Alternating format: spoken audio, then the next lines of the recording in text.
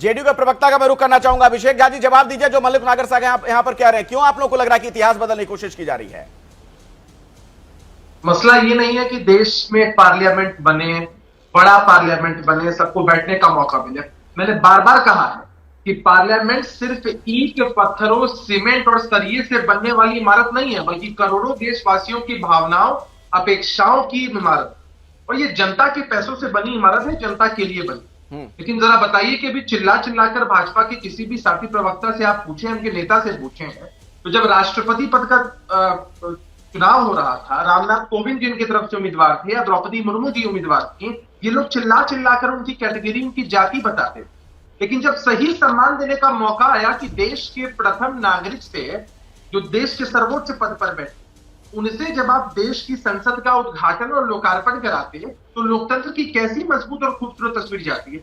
आज भी अखिलेश जी, आपके माध्यम से हम पूछना चाहते हैं भाजपा के साथियों से, आप लोगों ने महामहिम राष्ट्रपति और उपराष्ट्रपति को आमंत्रण दिया है या नहीं दिया है? क्योंकि जब भी आपसे यह सवाल पूछा जाता है, यह सवाल आप गौण कर देते, जो कि कहीं से जायज और उचित नहीं है, और ये लोकतंत्र के काले दिन के रूप में है। अरे आने वाला भविष्य हमसे पूछेगा कि विपक्ष में होकर आप लोगों ने क्या रोल अदा किया, क्या हम तो ये मुद्दा है कि नहीं अभिषेक जी? लेकिन जो आपने कहा ना कि क्यों नहीं बुलाया गया राज्यपाल महोदय को उद्घाटन के लिए, बताइए अभिषेक झा जी। अच्छा, एक बात बताइए कि दिन का कंपैरिजन अपराध से कैसे करें?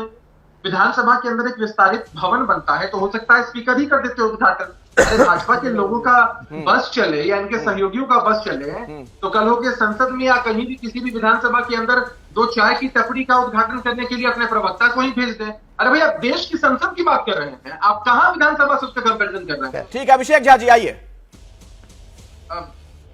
बात सिर्फ संसद की नहीं है, आप किसी भी मसले को उठाकर देख लीजिए, इनकी नीति ही रहती है, नाम बदल दो, इतिहास बदल दो, पैटर्न बदल दो, जनता के मूड को बदलने की पूरी कोशिश करते हैं। अरे भैया, आप बताइए ना कि संसदीय मर्यादाओं के हिसाब से या देश के सर्वोच्च नागरिक को आप ये सम्मान नहीं देना चाहते हैं, और चाहते हैं कि विपक्ष मुख्य दर्शक बनकर आपकी इस कृत्य में शामिल रहे, तो क्यों रहेंगे हम शामिल? नहीं रहेंगे शामिल। अरे अभिषेक जी, जब चुना जा रहा था द्रौपदी मुर्मू जी को, तब क्या वो उस तबके से नहीं आती थी जिसका हवाला बार बार आप लोगों की तरफ से दिया जा रहा है? समर्थन दिया अखिलेश जी, हमने समर्थन दिया। नहीं, आपने दिया है, बाकियों ने तो नहीं दिया था ना, जो सवाल खड़े कर रहे हैं। समर्थन दिया, हाँ आपने दिया, लेकिन बाकी जो सवाल खड़े कर रहे हैं उन्होंने तो समर्थन नहीं दिया था। एक बात को समझिए, रुक जाइए, एक बात को समझिए।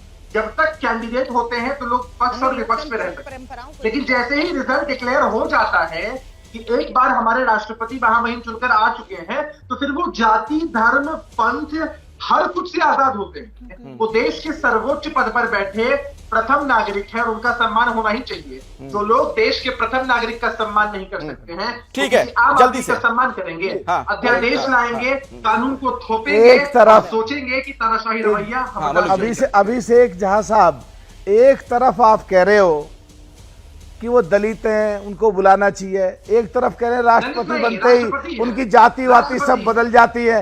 इतने कंफ्यूज हो, और हमारे कांग्रेस की हमारी बहुत तेज तर्रार नेता हैं, आधीर रंजन जी ने उनको मैं सुनो एक सेकंड जरा, अरे अभिषेक झा सुनो यार जरा प्लीज। मैंने दलित नहीं कहा है। अभिषेक साहब सुनो तो सही।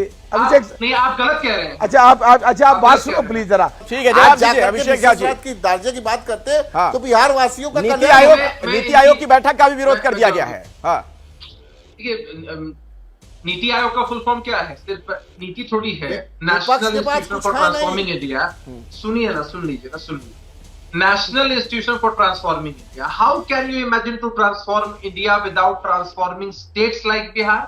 बिहार जैसे राज्य जो आर्थिक दृष्टिकोण से पिछड़े हैं, उनकी बात ना कभी आप सुनते हैं ना मानते हैं, तो प्रतीकात्मक विरोध तो हमको करना ही पड़ेगा ना। हम लंबे समय से बिहार के विशेष राज्य की दर्जे की मांग कर रहे हैं। मैं राजू तिवारी जी से पूछता हूँ, ये भी एक बिहारी, पूछिए इनसे कि बिहार को विशेष राज्य का आज आपके मुख्यमंत्री जाकर वहां मांग करते तो कितना अच्छा रहता। पार्टी से आज हमारे बिहार के मुख्यमंत्री जाते तो बहुत अच्छा रहता ना। वर्षों से हम मांग कर रहे हैं, लेकिन हमारी मांग को न सुना जाता है न समझा जाता है। अरे भाई मुद्दा आप जाइए जगह पे लेकिन जब आप बीजेपी के साथ सरकार में रहते हैं तब हम नहीं बिहार करते के हैं। पुराने बात से अभिषेक जी, हम आंदोलन अभिषेक जी, करेंगे, हम आंदोलन सुन लीजिए। करेंगे। जहां मिले अरे राजू जी, नहीं मानते राजू जी रहेंगे। सुन लीजिए, राजू आप- जी, आप अभिषेक जी, नीति नहीं- अरे एक मिनट सुन तो लीजिए भाई, सुन वो प्लेटफॉर्म नहीं लीजिए। है। अरे राजू भाई वो सुन प्लेटफॉर्म नहीं लीजिए, है। अभिषेक जी सुन लीजिए भाई, आप दोनों बिहार से, मैं भी बिहार से हूं, वो बात नहीं है। मसला ये नहीं कि कौन कहां से। ये बताइए कि जब आप बीजेपी के साथ सरकार में रहते हैं तब कहां ये मांग आप करते हैं, फिर तब वो मांग क्यों भूल जाते हैं? वक्त वक्त पर जब बीजेपी के साथ आप सरकार बनाते हैं। नहीं, हो ही नहीं सकता है अखिलेश जी। भारतीय जनता पार्टी से हमारा विरोधाभास ही इसीलिए रहा है कि हमने हर प्लेटफॉर्म पर, हर डिबेट में हमेशा कहा है कि बिहार को विशेष राज्य का दर्जा मिलना चाहिए। भारतीय जनता पार्टी के साथियों को ये बातें नागवार को करती थी। अरे फिर भी हम गठबंधन में रहकर हमेशा अखिलेश कहते जी, थे, कुर्सी हमने प्रेम चिल्ला में चिल्ला कर सब कहा कुछ है, भूल जाते हैं। लोकतांत्रिक तरीकों से कहा है, उसमें भारतीय विरोध जनता करके पार्टी कहा की है, मदद से रहते हर तो उसमें एक कुर्सी चीज के फ्री लिए रहता। कहा है हम विशेष इनको राज्य कुर्सी का कहने का मतलब ये है, देखिए जो सवाल है, सत्ता में हो, हाँ। सत्ता में नहीं रहे, राजनीति में ठीक है, हो, सवाल राजनीति जो में है, नहीं जो रहे। मैं कहने की सत्ता कोशिश ये कर रहा नहीं था, है। आखिर में मैं एक ही बात कहना चाहूंगा, देश को नया संसद भवन तो मिल रहा है, लेकिन बहुत जरूरी यह है कि वहां पर सकारात्मक और अच्छी चर्चाएं भी हो। कोई भी बिल जब पास हो, पहले उस पर मंथन हो।